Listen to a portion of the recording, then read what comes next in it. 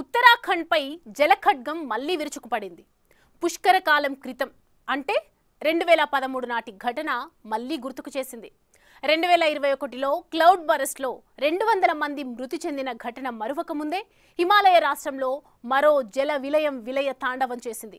వరుసగా ఏంటి ప్రకృతి వైపరీత్యాలు? ఎందుకిలా జరుగుతున్నాయి? ఇందుకు గల కారణాలేంటి? ప్రస్తుతం ఘటనా స్థలిలో ఎలాంటి పరిస్థితి ఏర్పడింది? అక్కడ ఎలా ఉందో ఇప్పుడు చూద్దాం. ఉత్తరాఖండ్ ఉత్తరకాశీ జిల్లా దారాలి గ్రామం ఆగస్టు 5వ తేదీ మంగళవారం మధ్యాహ్నం 1:30 ఒక్కసారిగా జలఖడ్గం విరుచుకుపడడంతో అక్కడి ప్రజలకు మొదట అది కళా నిజమా అని అర్థం కాలేదు. ఆ దృశ్యం చూసిన కొందరికైతే ఆ వరద ఉధృతిని సినిమాలో చూసినట్టు కేరింతలు కొట్టారు, అరచి గోల పెట్టారు. ఉన్నట్టుండి ఈ వరద రావడానికి గల కారణం కీర్ గంగా నది ఉప్పొంగడం. వరద తనతో పాటు కొన్ని వందల టన్నుల కొద్దీ బురదను కొండ ప్రాంతంపైకి ఎగజిమ్మడంతో ఇదిగో ఇది పరిస్థితి. ఇల్లు పేకమేడల్లా కొట్టుకుపోతున్న దృశ్యం చూసిన వారికి తర్వాతి గాని అసలు విషయం అర్థం కాలేదు. ఇదొక మృత్యుఘోష, ప్రకృతి ప్రకోపమని అప్పుడు గాని తెలియరాలేదు. రాబోయే రోజుల్లో ఈ ప్రాంతంలో భారీ వర్షాలు కురిసే అవకాశం ఉందని ముందస్తు హెచ్చరికలు జారీ చేసింది వాతావరణ శాఖ. అంతేకాదు కొండ చర్యలు విరిగిపడే ఛాన్స్ కూడా ఉన్నట్టు వార్న్ చేసింది. దీంతో కొన్ని ప్రాంతాలకు వెళ్లొద్దని కూడా సూచించింది.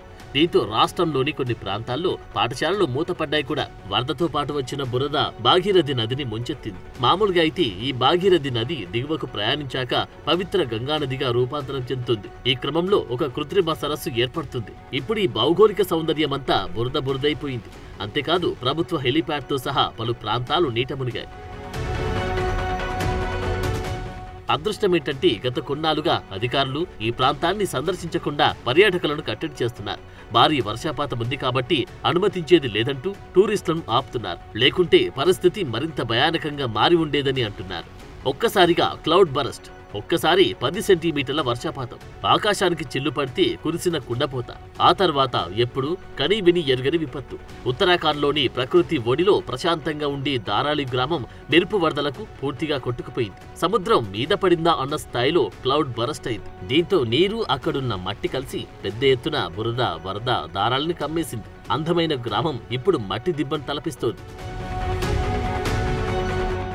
ఉత్తరకాశీలో సంభవించిన వరదల కారణంగా గ్రామానికి గ్రామమే తుడిచిపెట్టుకుపోయింది. వరదల దాటికి ఇల్లు, హోటళ్లు కుప్పకూలిపోయాయి. అనేక మంది గల్లంతయ్యారు. ఒక పక్క సహాయక చర్యలు కొనసాగుతూ ఉన్న వరద బీభత్సం ఇక్కడి వారిలో తీవ్ర విషాదాన్ని నింపింది. అకస్మాత్తుగా ముంచెత్తిన వరదల కారణంగా స్పాట్లో 4 చనిపోగా 60 నుంచి 70 మంది వరకు వరదల్లో కొట్టుకుపోయినట్టు సమాచారం. ఇప్పటి వరకు సహాయక బృందాలు 12 మంది మృతదేహాలు వెలికితీశాయి. మిగతా వారి కోసం గాలిస్తున్నారు. మృతుల సంఖ్య మరింత పెరిగే అవకాశం ఉంది. వరదల్లో హార్సిల్లోని సైనిక శిబిరం కొట్టుకుపోగా 10 మందికి పైగా జవాన్లు గల్లంతయ్యారు. ఎడతెరిపి లేకుండా వర్షాలు కురవడంతో సహాయక చర్యలకు అంతరాయం ఏర్పడుతుంది. వరదల్లో గల్లంతైన వారి గురించి పూర్తి సమాచారం తెలియరాలేదంటున్నారు అధికారులు. ఒక్కసారిగా విరుచుకుపడ్డ బురదతో కూడిన వరద కింద ప్రాంతంలోని దరాలి గ్రామం వైపుకు దూసుకొచ్చింది. వరద దాటికి 3-4 అంతస్తుల భవనాలు సైతం పేకమేడల్లా కుప్పకూలిపోయాయి, వరద దాటికి కొట్టుకుపోయాయి. ఈ ప్రమాదం కారణంగా గ్రామంలోని 25 వరకు హోటళ్లు, హోమ్ స్టేలు కూడా కొట్టుకుపోయినట్టు చెబుతున్నారు అధికారులు. ఆకస్మిక వరదలపై ప్రధాని మోడీ తీవ్ర దిగ్భ్రాంతి వ్యక్తం చేశారు. సహాయక చర్యల్లో ఎలాంటి లోపం లేకుండా చూడాలని సీఎం పుష్కర్ సింగ్ ధామీకి ఫోన్లో సూచించారు. సహాయక చర్యల కోసం 150 మంది సైనికులను హుటాహుటిన ఘటనాస్థలికి పంపింది ఇండియన్ ఆర్మీ. ఉత్తరకాశీలోని హార్సిల్ ప్రాంతంలోని కీర్గఢ్లో నీటి మట్టం అంతకంతకు పెరుగుతోంది. వరదల వల్ల ఇప్పటికే చాలా మంది ప్రజలు దిగ్బంధంలో ఉన్నారు. పరిస్థితి భయానకంగా ఉండడంతో ప్రజలు అప్రమత్తంగా ఉండాలని సూచించారు ప్రభుత్వ అధికారులు. మరోవైపు ఉత్తరకాశీకి 20 కిలోమీటర్ల ముందుండి నలుపానిలో పెద్ద కొండ చర్యలు విరిగిపడ్డాయి. దీని కారణంగా రాకపోకలు బంద్ అయ్యాయి. బట్వారిలో దాదాపు 150 మీటర్ల రోడ్డు కొట్టుకుపోయింది. దీంతో రోడ్డు పూర్తిగా మూసుకుపోయింది. ఇందువల్ల అనేక మంది జలదిగ్బంధంలో చిక్కుకుపోయారు. వరద బాధితుల రక్షణార్థం దారాలికి వస్తున్న ఐటీబీఎఫ్ జవాన్లు మనేరి దగ్గరలో చిక్కుకున్నారు. ఆగస్టు 10 వరకు ఉత్తరాఖండ్లో భారీ వర్షాలకు అవకాశం ఉందని వాతావరణ శాఖ హెచ్చరించింది. స్థానికులు, పర్యాటకులు, వరద ప్రభావిత ప్రాంతాల్లో ఉన్నవారు జాగ్రత్తగా ఉండాలని సూచించారు అధికారులు. కొండ చర్యలు విరిగిపడే ప్రాంతాలకు దూరంగా ఉండాలని కోరారు. 2013, 2021, 2025 తరచూ ఉత్తరాఖండ్ని వరద ముంచెత్తుతూనే ఉంది. కారణమేంటి? ఈ ప్రాంతంలో ఎందుకిలా జరుగుతుంది? రీజన్లు ఏమై ఉంటాయి? ఒక పక్క వాతావరణ శాఖ హెచ్చరిస్తూనే ఉంది. అభివృద్ధి పేరిట సహజ సిద్ధ నీటి మార్గాలను తొలగిస్తే ప్రమాదమని పర్యావరణవేత్తలు ఎలుగెత్తి చాటుతూనే ఉన్నారు. కానీ పరిస్థితి ఎంత మాత్రం కుదుట పడడం లేదు సరికదా. నానాటికి ఈ ప్రమాదాలు పెరుగుతూ పోతూనే వస్తున్నాయి తప్ప తగ్గడం లేదన్న ఆందోళన వ్యక్తమవుతుంది పర్యావరణవేత్తల నుంచి. ఉత్తరాఖండ్లో తరచూ వరద ప్రమాదాలు సంభవించడానికి గల కారణాలేంటి? దేవభూమిపై ఎప్పుడూ జలఖడ్గం విరుచుకుపడుతూనే ఉంటుంది. ఎందుకని? పర్యాటకం పేరిట జరుగుతున్న విధ్వంసం ఏమిటి? అభివృద్ధి పేరిట సాగుతున్న వినాశనం ఎలాంటిది? ఎందుకు ఇలా పదే పదే జరుగుతోంది? ఇందుకు ఎలాంటి అంశాలు కారణమవుతున్నాయి? ఆ వివరాలు ఎలాంటివి? 2013లో మేఘ విస్ఫోటనం కారణంగా కొండచర్యలు విరిగిపడి అనేక గ్రామాలు, పట్టణాలు ధ్వంసమయ్యాయి. మరి ముఖ్యంగా కేదార్నాథ్లో భారీ నష్టం సంభవించింది. వందలాది మంది కొట్టుకుపోయారు. కొందరు మృతదేహాల జాడ కూడా ఇంకా తెలియలేదు.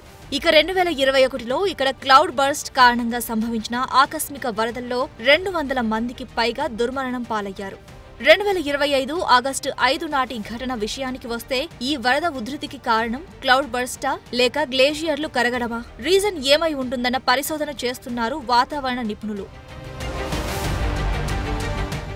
ఉత్తరాఖండ్ పర్వత ప్రాంతం కావడంతో రుతుపవన గాలులకు హిమాలయ పర్వత శ్రేణులు అడ్డు తగులుతూ ఉంటాయి. దీంతో తేమ నిండిన మేఘాలు ఒకే చోట పేరుకుని చల్లని వాతావరణం కారణంగా ఒక్కసారిగా భల్లున వర్షం కురుస్తుంది. దీన్నే క్లౌడ్ బర్స్ట్ అంటారు. దీంతో ఆకస్మిక వరద, కొండచర్యలు విరుచుకుపడ్డం వంటి దుర్ఘటనలు ఏర్పడతాయన్నది ఒక వాదన. క్లౌడ్ బర్స్ట్ వల్ల నదుల్లోని నీటి మట్టం అమాంతం పెరుగుతుంది. అనుకోని వరద విపత్తు ఏర్పడుతుంది. దీంతో వరదలు, బురద, రాళ్లు, చెట్లను సైతం వెంట పెట్టుకొచ్చి భారీ నష్టాన్ని కలిగిస్తాయని అంటారు వాతావరణ నిపుణులు.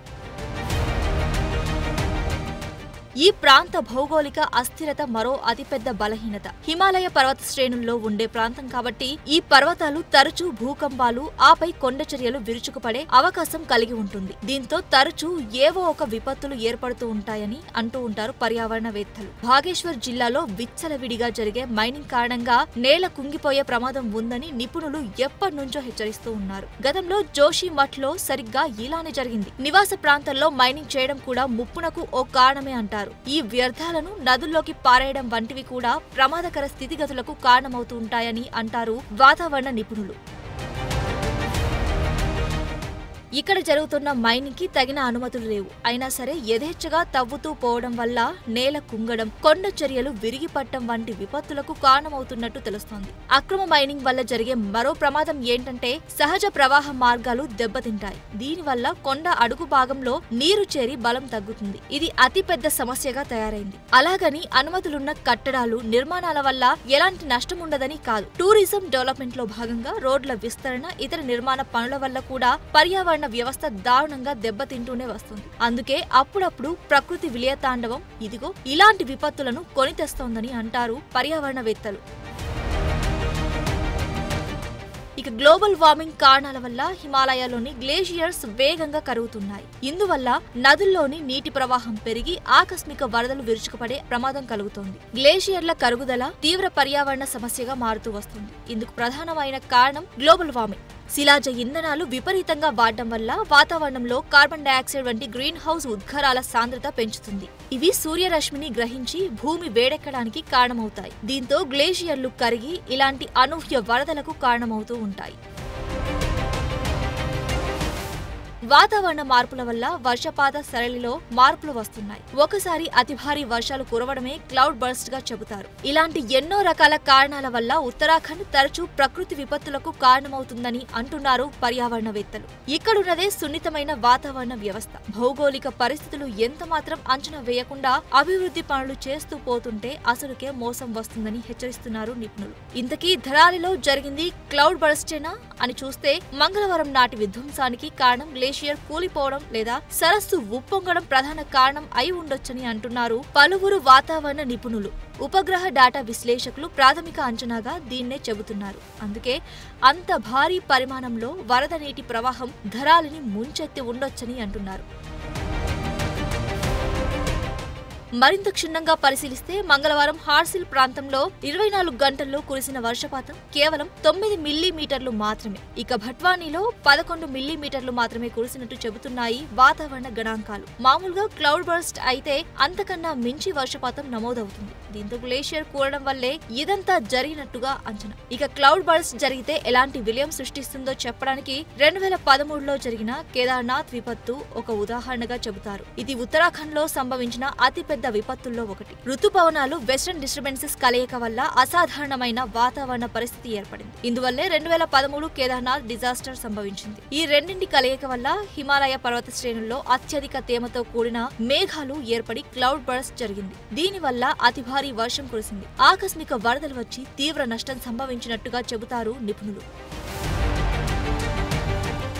ప్రస్తుతం వరద విపత్తు కారణంగా తీవ్ర కష్టాల్లో కూరుకుపోయిన ధరాలి ఎక్కడుందని చూస్తే ఎత్తైన పర్వతాల మధ్య ఉత్తరాఖండ్ లోని సుందరమైన ప్రాంతాల్లో ఇది ఒకటి. గంగోత్రి యాత్రకు వెళ్లే ప్రయాణికులకు ఇదొక విడిది. ఈ ప్రాంతం ప్రస్తుతం ఒకే ఒక్క వరదతో తుడిచిపెట్టుకుపోయి తీవ్ర విషాదాన్ని నింపింది. కేవలం గంట వ్యవధిలో ఈ ప్రాంతం మీదకు సముద్రం గాని విరుచుకుపడిందా అన్న స్థాయిలో మేఘం వర్షించింది. దీంతో భారీ బురద వరద ధరాలిని కమ్మేసింది. ఫలితంగా ఈ ప్రాంతం ఇప్పుడు మరుభూమిని తలపిస్తోంది.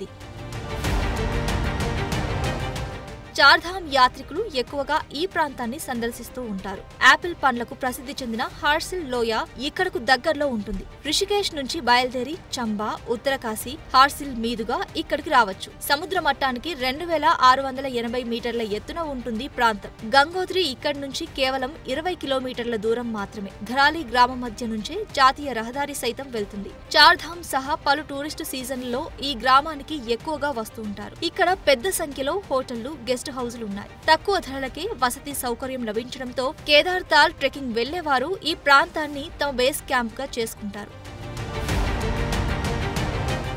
ప్రకృతికి కూడా ఒక సహనం, సంయమనం ఉంటుంది. అది ఓర్చుకుంటూ వస్తుంది కదా అని విచ్చలవిడిగా తవ్వకాలు చేస్తే ఆ భూగర్భం కూడా ఒక్కోసారి భగ్గుమంటుంది. కొన్నేళ్లుగా ఉంటూ వస్తున్న సహజ ప్రవాహ మార్గాలను మూసుకుంటూ పోతే ఇదిగో ఇలాంటి విలయాలు తరచూ ఎదుర్కోవాల్సి వస్తుందంటారు పర్యావరణ నిపుణులు.